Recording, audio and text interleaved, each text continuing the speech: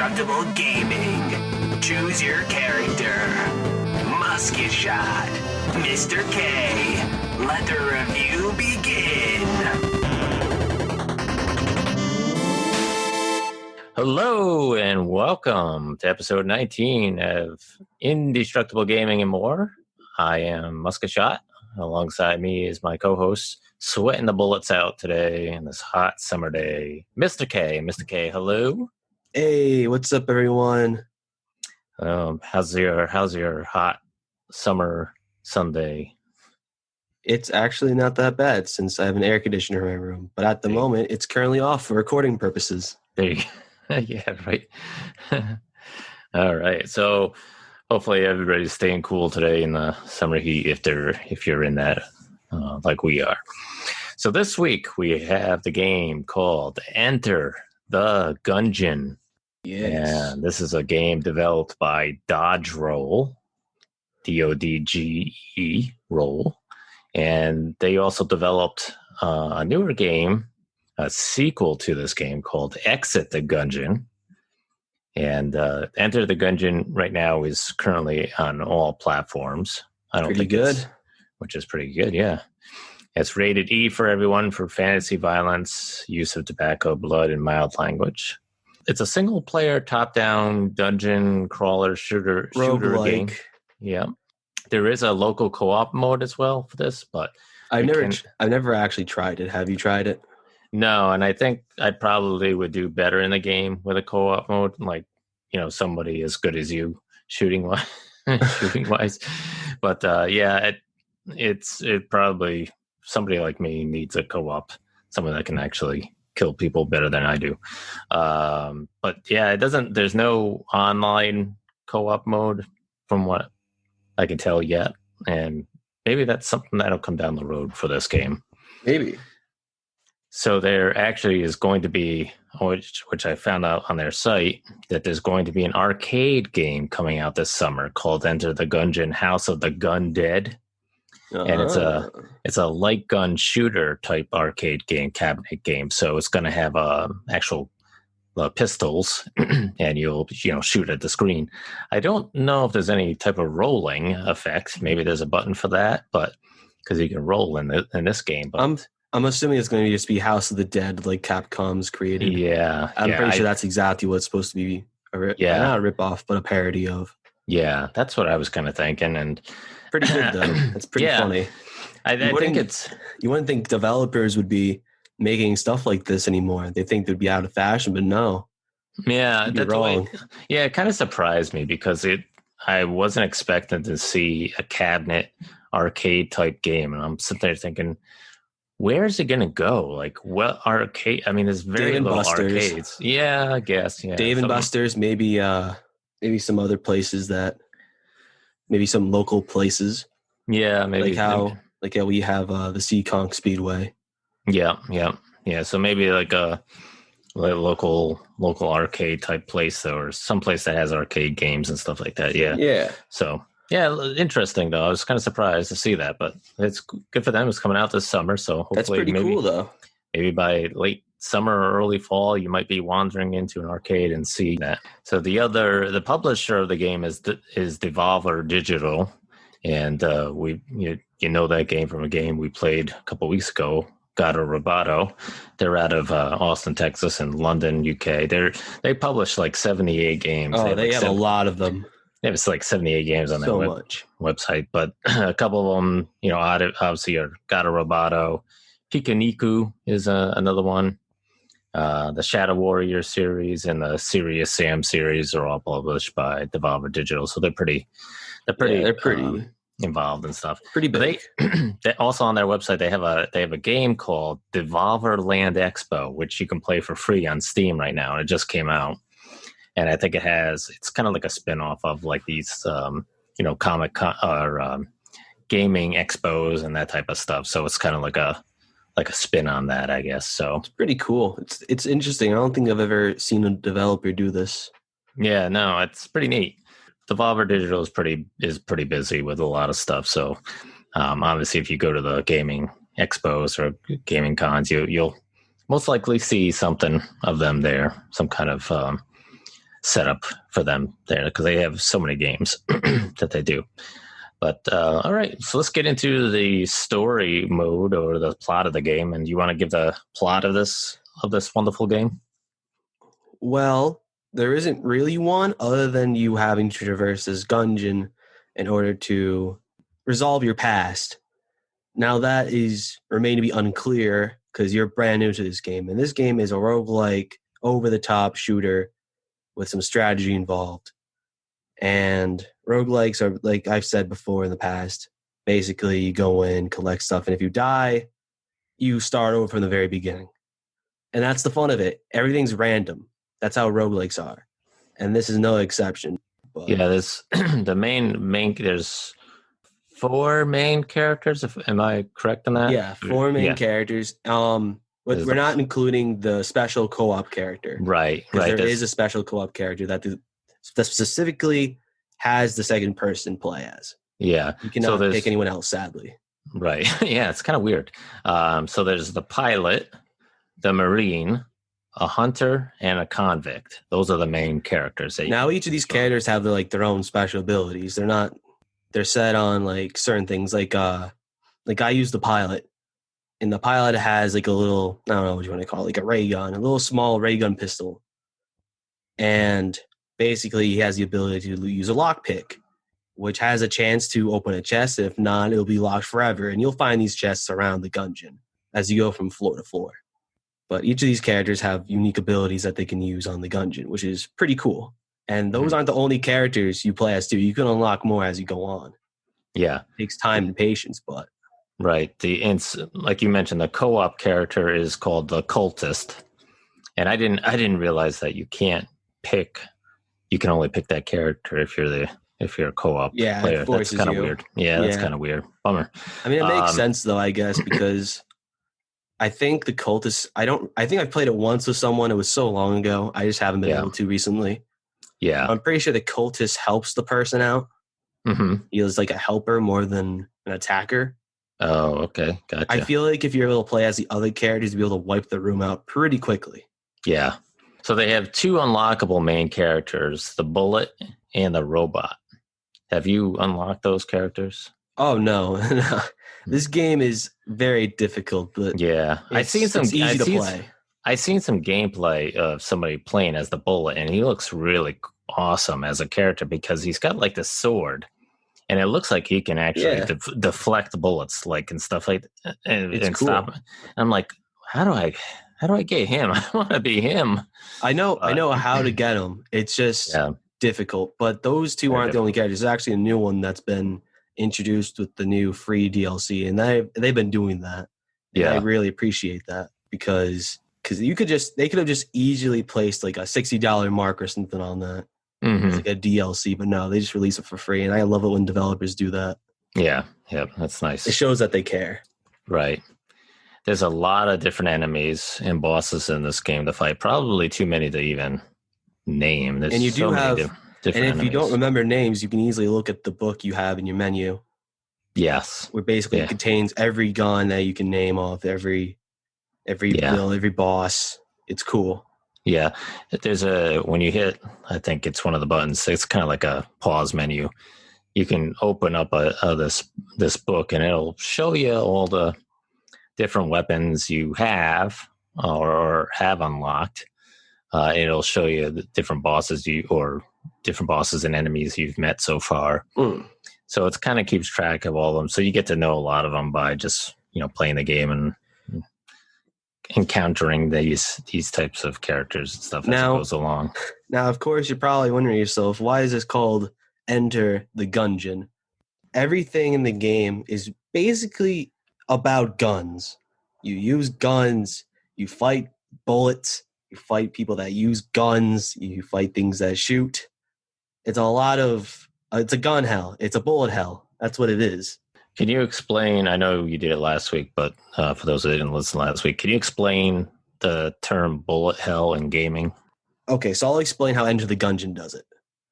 Now, Enter the Gungeon is an over-the-top game. So you see your character from above, and you see him roam across these rooms that are kind of like a labyrinth in a way.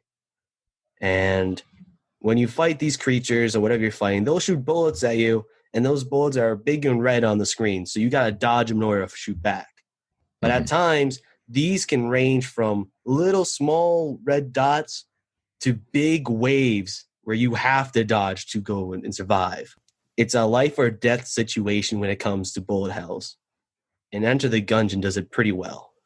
Yeah, and it could be, like you said, just a couple of bullets coming at you one at a time, or a whole wave of 30, 40, 50 bullets at one time coming at you. I fought a boss before where he's like the whole entire room filled up with like bullets, and they had little holes within the bullets, and I had to roll between those circles in order to get back to where I was. Yeah. It's difficult, but it's fun. Yeah, once you get used to it, it's very fun. The rooms change on the levels each time you play, so that's kind of different. I thought that was kind of unique for me because I know it's probably not unique in gaming, for that purpose, but I think it was interesting that every time you started the game, it wasn't the same rooms. You didn't, you couldn't just assume that you would go into this room or that room. You can't even see a lot of the rooms until you actually go into them. You go into them, and then they show you the rooms, and they'll show you passageways into other rooms. And then you can teleport between those rooms with a telepad that you would find in one of the rooms. Yeah. And you do have a map that you can look at. Yes. That's how you teleport. Which will show you which rooms you've been in and stuff like that, but it won't show you the rooms you haven't been in. So you still have there's a little bit of exploration and secrecy involved in this game. And now within each floor, not only the floors are randomly generated, but also the weapons and the chest drops, as well as the shopkeeper's items, which you'll find mostly in every floor. Yeah. Yeah, and you can buy items based on how many coins you get bullets from killing bullet cases. I'm going to say it's kind of randomized on how much you get per room. It matters what happens, how many enemies you fight, how good you are. Really depends. Yeah. And the items you can buy, sometimes it's you can buy something that's like like armor to help you, or you can buy different weapons. Armors, you can get a heart so you can heal yourself. Yeah, some certain things like that. The prices can range as well. Depends on the character. Like with the pilot, one of his special abilities, he actually lowers the prices in the shops, which is another reason why I use them, because shops are very useful. Like I can't stress that enough. They are very useful. Yeah. And if you shoot one of your guns in there, it'll make him angry. And if you shoot more, he will eventually take out a gun and he will murder you. Yeah. You can't stop it. Unless you're really fast enough and leave the room as quickly as possible, he will kill you. His bullets are so strong. Yeah. Yeah, I made sure not to do that. Not to tick him off too much. Don't piss off the shop owner. The only bad thing with the shop is that you can't teleport right to the shop. Unless it has a telepad in it. Right. Then you can. Yeah, most of the time I don't think it it's randomly generated, whether or not if it has an onion. Yeah, but you could probably get close to it in a room. Yeah, relatively nearby, and but that's good. Now the guns you can get. Now that's where the fun begins. So each gun in the game is like a gun, like a normal gun. You can keep them, you can discard them. Some of them have special abilities, some of them don't. But then you can combine weapons. It's not like a crafting system. It just happens. Like, say I found a gun in this room, and then I found a gun in this room, or like an item that you could equip to make something better and use. Then it might make this better weapon, and then you'll just have it for the rest of the game until you die or win the game. While, of course, you're going through these Gungeons, figuring out stuff, there's different kinds of chests. There's at least maybe 5 different chests you can come across.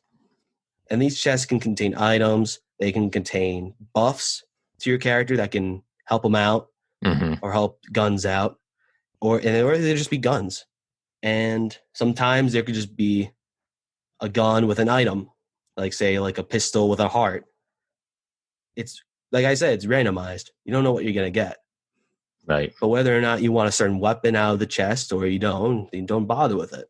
And there's other things. There's a lot more than what we're talking about. There's too much in this game to go in depth with. Now the weapons are all they have unlimited ammunition. I mean, they will run out, right? But not all of them do. Not all of them do. Most of the ones I did seem to. Some of them seem to be. You got to reload. Yeah. When you have your default weapon is infinite. Okay. Everything else isn't. All right. So but the guns in this, yeah. But you can get ammunition through certain items in the game, or if you can be lucky enough, find a box in the shop, like an ammunition box, and buy it. Then you'd be all set. The weapons, like I said, they have certain powers. Some of them can be hilariously crazy. Like there's one gun that is a bullet, and you shoot the bullet, and it shoots guns out of it. Yeah. Like some of them are just hilarious. Yeah. Like there's one that I know that I used once in a while that I find, and it shoots keys. Oh, really? It shoots keys, which can be really useful because you can shoot at chests and it will open them. Okay. Yeah, I had the one with a bullet that shoots guns, which I thought that was pretty weird. I didn't use that one that much. But there's one of my favorites, and I love it so much because some of these guns can affect the enemies as well, like freezing, bursting in a fire. But some of them can just freak them out. Like one of them is a revolver that's like drooped over like an old Looney Tunes gun. Oh, really? And when you reload it, all of the enemies get grossed out and they move away from you instead of going closer. Really? So it does help. It's a good weapon. It does hurt them. It's a very good weapon. It's just funny because you wouldn't expect it to be good. Yeah. Because it's a droopy gun, but it actually shoots pretty well and it scares people off. Because these enemies will not go away from you otherwise. They will get to you. You cannot hide from them. They will come for you. Yeah. You have to face them. Yeah, there's tables you can flip over onto their side. You can use those as kind of like a shield and hide behind, but they do the tables will break down from so many bullets hitting them and stuff like that. Sometimes you'll find traps people can make go off, and sometimes you can like pull a lever down and knock a chandelier down onto someone. You can throw barrels that you can find, and if they're explosive, you can shoot them and make them explode on impact. Yeah. Now, is there a purpose to destroying like the books and like the piles of what looks like money and other stuff like that in the rooms? I don't think so. I think that's just for it. Just to destroy, just to destroy something. Yeah, just to be there. I didn't think there was a purpose, but I figured I'd ask you in case you knew something else that I didn't. I couldn't see anything on it. In the hub, you can go into the different shops you find by freeing imprisoned people in the Gungeon itself, and they'll sell you stuff or give you like an objective to do. Enter the Gungeon is it depends on luck. It's a roguelike. That's how most of them work. Random stuff, random items. You gotta just try your best and hope to survive, which is why it's very easy to play, but it's very hard to master. Right. So have you played any other bullet hell games like this? Yes, actually. I played one that's very similar, but a little slower than it. I was thinking at some point we can do an episode and maybe compare the two because they're pretty popular in the roguelike community. Yeah. It's called The Binding of Isaac. Oh, okay. I've heard of that. Yep. And that's a very, very good game. I played that one a lot when I first got my Xbox One. But that's apparently, I think it's just as good as Enter the Gungeon. But you can tell the difference when you go back and forth between them. Yeah. It's hard to talk about it right now since I don't have really any thoughts about it. But you can just tell because I've played enough of both to tell you that they're drastically different, but they're just as good. Yeah. Now there's another one I played too that's also like this. It's called, that's what it was. It was called Death Road to Canada. Okay. And basically that one was a roguelike post-apocalyptic zombie game where you could actually create the characters and go around in your environment and meet characters and decide what you want to do for your team. And that one's pretty cool too. I really like that one. There's a bunch of other roguelike ones I could talk about that I'm interested in. But these three are like my main favorites so far of what I've experienced. Of course, when we go forward, we're probably gonna find out more. Right. Yeah. Who knows? Might come across one as we're exploring and meeting different developers. Who knows? I might like one better than Enter the Gungeon, The Binding of Isaac. That could always change. Right. as far as like a dungeon crawler type game, I know this is probably not the same as most dungeon crawler games, but does this rank pretty high for you? As a dungeon crawler, Yeah. yeah, I'd rank it pretty high. I mean, like I said, there's millions. It seems like there's millions of guns to discover. Yeah. There's and a lot. And there's like a bunch of bosses. They even have mini bosses too. So once in a while, you'd find those guys going around, and you have to shoot them down in order to progress. Yeah. And this game is brutal, but I will say it is very fun. Yeah. Now you've played all 4 of the main characters, right? Yeah. And, I think and pilots. The pilot. Favorite? Okay. Yeah, the pilot is better for me. I mean, it's just based on preference. There's no best of the group. No, right. I did try all 4 characters. I did like the Marine better. Yeah, I like the Marine too. Then I eventually liked the girl with the dog. I forgot what her name was. Oh, is it the hunter? Yeah, I like the hunter because the dog was able to dig stuff up and bring it to you, which was very helpful. But at the end, I like the pilot because, like I said, he can use lock picks to unlock chests, and if you're lucky enough, and get the items inside, and then you get the payment down from the items in the item shop. Yeah, and I just like the pistol because that's pretty precise, and it does some decent damage. Yeah, the one thing I did like about the game a lot was that you really didn't have to aim. It kind of like you can have it on like an auto aim in the settings, or put something like that on. I think I did added like auto aim or something like that. Aim? Yeah, and it was great because it just I didn't know, if I came around a corner, it just pointed right at the guys, and it was just made it. I never knew that. The main way you play this game is by twin stick controls, which have been used before by famous arcade game Smash TV. If you remember that, they use that. Binding of Isaac uses it as well, which is pretty funny. And so does Enter the Gungeon. And that's basically when you take the left stick, which would be on like an Xbox controller or something. I don't know how it is on a computer. We haven't played it on it. But twin stick is basically you put your thumb on the left stick like you would move, and then you would just shoot with the right stick in the direction you want to go. That's it. And you just press the button and shoot. Yeah. Or you could be lazy like me and do it change it in the settings and I can tell you I can tell you one difference though between Enter the Gungeon and the Binding of Isaac. With Enter the Gungeon, you need to press the button to shoot. With Binding of Isaac, he'll just do it on his own. Unless you have like a super ability called the the Brimstone, which is a charge thing. So you gotta hold the button in the direction and then let go of it in order to blast it. But someday maybe in the future we'll do a review of Binding of Isaac, which would be pretty cool. Yeah, absolutely. Anything else you want to say before we start our final reviews? No, I mean, there's a lot more we could cover, but we'll let you guys buy it or borrow it or something like that from someone. Try it for yourselves. Yeah, and I forgot to mention that at the beginning. We played this on Xbox One Game Pass. So if you have Xbox One, download it on Game Pass. Try it, definitely. Yeah. Definitely worth your time. It's very hard at first, but don't give up. You will get better. Do it before it disappears someday. Who knows when they change things. I mean, you play it on Xbox, but I bought it on Switch and I played it there. It's pretty much the same. Same, yeah. There's no major difference. Okay. I thought Enter the Gungeon. I still think Enter the Gungeon is one of the best roguelikes out there, to be honest. I have to go between that and the Binding of Isaac as the best. Like I said, could change. I'm not putting it down as definitive.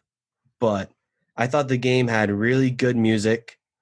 Yeah, it does. It sounded really nice because each floor had different music. It was really good. The game has really good music. I thought the overall style of it was cute and really good. They can make characters cute and they can make characters really scary in terms of this is a game style, I guess. Yeah. Intimidating is more better the words. The game can range in difficulty, depends on how good your run is, really. But that makes it all the more good. Risk and reward. Yeah. That's pretty much the game is, that and luck. because who knows? Maybe this one you get this overpowered weapon, and who knows? You might die later and lose it and start completely over. It really relies on patience and just plain luck. Yeah. And skill. You need a lot of skill in order to progress in this game. Yes, you do. But the more you play it, the more better you'll get. And that's how these roguelikes works. Yeah. That was a weird sentence to say. But that's how they work. Yeah. So what's your final score on this one? I'm going to have to give it a 9.5 out of 10. Wow, okay. It's pretty high up there. One of my favorite games. Yeah. So for me, bullet hell is hell. It can be. It's not too bad until you face the bosses. The bosses are depending on who you face, it could be just a whole spray of bullets. And it's just, you really have to be good at figuring out where to roll and how to roll, when to roll, timing it just right. You really have to sort of be careful what you do in the room so you don't, you can't accidentally fall down pits. That's certainly a thing you can do. Definitely don't do that. I did that early on when I first started playing. I was like, where did I go? Oh, okay. You don't want to get hit too often and lose health and then try to face a boss with like one heart left. It's just really it's impossible to beat them unless you're really super lucky and really super good at it. The dying, as we said, when you die, you go back. You can either return back. You can respawn or go back to the breach. If you go back to the breach, you go back to the very beginning where you can choose a character. And I didn't really understand either one of those. Respawning, I thought I'd respawn where I just died. And no, it respawns you at the beginning of the level. No, yeah. You can either respawn at the beginning of the level or respawn at like the hub area. Yeah. Where you can go into shops and buy the items, or you can just go straight down into the Gungeon again. Yeah. Yeah, so if you respawn at the breach, you can go and you can either, take your same character or you can pick a different character or whatever you feel like doing. So that's difficult to just get over because it's, again, sometimes when you're playing games, when you respawn where you died or close to it or something, or a checkpoint. There's no checkpoints or anything like that in this game. So it's, you can't, the only way you could technically say there's checkpoints is if you beat a boss level and there's a button next to the elevator that has a face. You can talk to it and it will save your game and have you exit the Gungeon just in case you were busy and you needed to do something. Yeah. That's technically a checkpoint, but that's the only way you can technically save. But it exits you out of the Gungeon. So basically it's just there just if you want to break. Yeah. So for me, because I think it's a fun game. Don't get me wrong. I like the game. I like the shooting aspect of it and stuff like that. Yeah. And I want to get better at it. I didn't do as great as I thought I was going to. It is difficult, and I read a lot of reviews of other people that said that it's a really hard game, but it's a fun game, and it is a fun game because it just shooting the characters and stuff like that is fun, and then just going around destroying. You have no idea how terrible I was when I started playing. And there is which we didn't touch on, but there are hidden levels too that you can go to. There's different levels on each level that you can, if you find a different level, you can go to other different things, different weapons, and there's even different bosses, some even harder than you would normally find. It can get very difficult times. Like one of the characters that you can unlock, it's one of the newest ones, requires you to not only enter the Gungeon and beat it without dying, but also has you do it twice without dying and having to beat another boss in order to unlock them, which sounds not so bad at first, but when you think about the point where the game is randomly generated and can give you randomly generated items that could screw you over or make you a living god, you just have to be really lucky. Yeah. And it may require you to try it multiple times. Or you could just be lucky and do it on the first try. Yeah, yeah. I mean, of course, you wouldn't have to do it on the first try. You have to play the game a lot in order to progress in it. But you get what I'm saying. Yeah. To unlock the character. You could be lucky. Yeah. So I for my score, I'll give it a 7.5. I would love to give it a little bit more, but I would prefer like a little bit easier use of getting health and not having to go back to the beginning of the level. That would be, more enjoyable for me. But either way, the game is, like I said, it's fun. I do like the fact that the levels change, like the rooms change as you restart it. It makes it a little, it makes it kind of interesting and a little bit more enjoyable. So, but if you do like the bullet hell type games, or if you think you can get into this game, and did you complete this game or no? Oh no, I still have. I still have a good amount of time. I've been playing this game for I've been playing this for at least months. Yeah, I think that kind of game. Yeah, I think it's one of these games where, unless you can get like the bullet, one of the unlockable main characters, like the bullet or the robot, I think it's that'll help you defeat the game. I think. I don't know if you can defeat it with the other 4 characters. You probably can. No, you just gotta be really good. You definitely can. Just gotta be really good at doing it. So you just gotta purchase items. You need to get better things. That's all. Right. You just had that lucky run. Yep. Because even I've had that lucky run, but even though I died at one point, that was the sad part.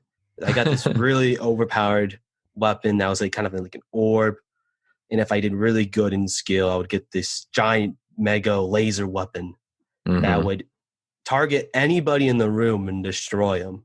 Yeah. And then I died. What a sad night that was for me. Yeah, right. Huh? I was upset. But that's how the game works. And I was okay with it. Yeah.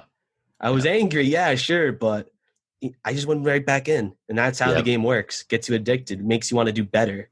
Yeah. And of course you will, because you practice with it. Yep. So 7.5 is mine. So any other thoughts on this game before we move on to telling what our next game will be? Nothing really, other than I want a Bulletkin figure or something like that to be made. Oh yeah, I'm surprised like a figurine. I really like the Bulletkin. He's like the mascot of Devolver. Yeah, I'm surprised they haven't done that. I haven't seen that at any of the shows yet. So who knows? Maybe we'll see it at one of the shows next time we go. Yeah. So next week's game is a game from one of the Twitter followers that has been following us. We follow them, Panned Corpse, and a game they created. It's a platform game called Fur Guardians. And it's actually on Android as well. But this is a game that we can play you can play it on Google Play. I guess it's on Amazon as well, but we're going to be playing it on itch.io. And the game is free right now on itch.io. And it's like I said, a classic platform gameplay. It's got retro graphics, 16-bit style. It's always good. So, you can choose. There's furry characters that you can choose, and then you can create your own character and stuff. And it sounds kind of interesting, so we'll give it a shot. Platformers Definitely. are sometimes good for me. Sometimes they're terrible, but hey, I'm always willing to try one because you never know, because there might be one that I absolutely love and can get through and play well. I know you like platformers, so I love platformers. One of my favorites is 3D platforming. Yeah, so this will be kind of interesting. We'll see how it is and give you a review on it next week. Yeah, Okay. Definitely. Anything else, Mr. K? Well, I'll see you guys in the Gungeon, because I'll probably be going down there tonight. All right, good. Probably. And we did start our Twitch channel. I played Kill It With Fire on Twitch. Oh, For some reason, the audio didn't come through on my microphone. I think the game audio did, but it was kind of sort of quiet. But anyways, you can fidget with it. You can see Kill It With Fire. So there's about 45 minutes worth of gameplay, the 2 levels. So if you wanted to see what the gameplay is like, take a look at our Indestructible Gaming site on Twitch, and we're gonna keep playing with it and see if we can get the things figured out, so that we're gonna try doing some more games, obviously, on Twitch, and hopefully have some fun with that. Of course, with all things, we'll only get better. Yeah. I know there's some issues with with it. I looked up some issues, and I guess some other people have had the same issue. So I don't know if it's a common problem, but we'll figure it out. But anyways, it doesn't matter. You get to see what the gameplay is like, and that's more important than listening to me rattle on about how I'm killing spiders. So, but anyways, all right. Well, thank you for listening, everyone, and we will talk to you next week. Yep. Take it easy. Bye. All right. Peace. Game over. Hey, it's Mr. K here. Hope you enjoy the show. You can listen to us more on Spotify, iTunes, and iHeartRadio. And you can also find us on Facebook and Twitter. All right, guys, stay indestructible. Peace.